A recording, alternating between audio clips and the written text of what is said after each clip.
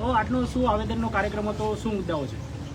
આજના આવેદનનો એક જ ઉદ્દેશ હતો કે જે ગુજરાત પ્રદેશ પ્રમુખ જગદીશ વિશ્વકર્મા અકલમઠાએ જે અમારી સમાજની સિંહણ, જેને અમારા સમાજનું બિરદું આપવામાં આવે છે, કોઈ પણ અમારો સામાજિક કાર્ય હોય તો હર હંમેશ જે પ્રથમ હોય છે એવી આ અમારી સિંહણ એટલે કે જ્ઞાનીબેનનું જગદીશ વિશ્વકર્માએ અકલમઠાએ અપમાન કર્યું. એને ત્યાં જઈ એક સભાની અંદર એવું કીધું કે અમે જ્ઞાનીબેનના પાલવ નીચેથી સીધું ખેંચી લીધી. તો ખરેખર આ ગુંડાને એ જ ખબર નથી કે પાલવ એટલે શું.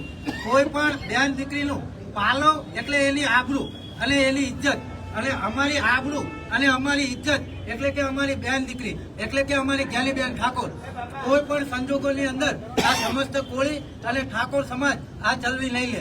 આજે અમે માત્ર 100-200 જણા ભેગા થયા છીએ સમસ્ત કોળી ઠાકોર સમાજમાંથી, પણ જો આગામી સમયની અંદર સમસ્ત કોળી ઠાકોર સમાજની અને આ જ્ઞાનીબેનની આ જગદીશ વિશ્વકર્મા બોરથલ જો માફી નહીં માગે ને તો આગામી સમયની અંદર ગુજરાત ભડકે બળશે અને સમસ્ત ગુજરાતની અંદર ગુજરાત બંધનું એલાન પણ કરવામાં આવશે અને જગ્યાએ જગ્યાએ જગદીશ વિશ્વકર્માના ગુજરાત હરનું પણ આયોજન કરવામાં આવશે.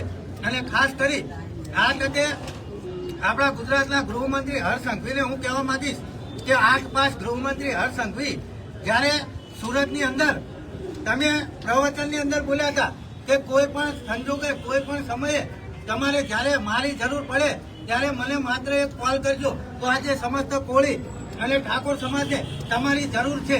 અમારી દીકરીની છેડતી જેવો પ્રયોગ આ જગદીશ વિશ્વકર્માએ કર્યો છે ત્યારે તમે બોલ્યા હતા કે જો તમારું કામ 1 કલાકની અંદર ના થાય ને તો જાહેરની અંદર અમે કાંકડો પકડશું, તમે કાંકડો પકડજો. તો આજે અમે તમને જાહેરની અંદર ઓપન ચેલેન્જ કરીએ છીએ કે માત્ર જો 10 દિવસની અંદર આ જગદીશ વિશ્વકર્મા સમસ્ત કોળી ઠાકોર અને જ્ઞાનીબેનની જો માફી નહીં માંગે ને તો આવતા 10 દિવસની અંદર તમે જ બોલેલા છો કે મારો કાંકડો પકડજો. તો સમસ્ત કોળી અને ઠાકોર સમાજ તમારો પણ કાંકડો પકડતા અટકાશે નહીં.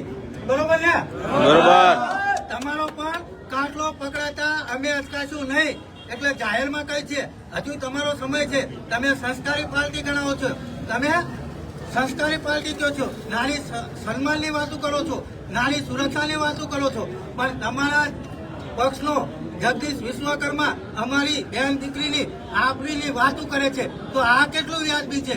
અકલ મટાવો. પહેલા તો તમારા ગુંડા જેવી ભારતીય જનતા પાર્ટીમાં સંસ્કાર લાવો, પછી કોઈક બીજાને સંસ્કાર આપવા નીકળજો.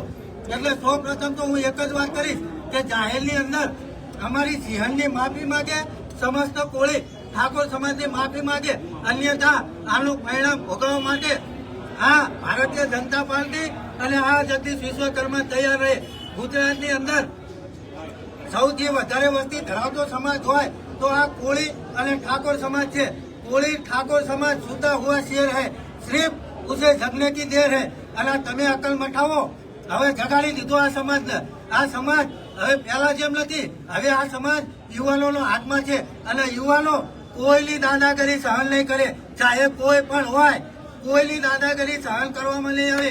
જ્યારે પણ સમસ્ત કોળી ઠાકોર સમાજ ઉપર અન્યાય અત્યાચાર કે બેન દીકરી ઉપર અન્યાય અત્યાચાર થશે ને ત્યારે આવી જ રીતે સમસ્ત કોળી ઠાકોર એક બની અને અમે એક જ મંગલી પડાથી એક બની અને લડત આપશું. એટલે ટૂંકમાં એટલું જ થઈ કે વિશ્વકર્મા પાસે તમે માફી મંગાવો, અન્યથા સમસ્ત કોળી અને ઠાકોર સમાજ તમારો પણ કાટલો પકડવા આવી રહ્યો છે. જય ભારત. ભારત માતા કી જય.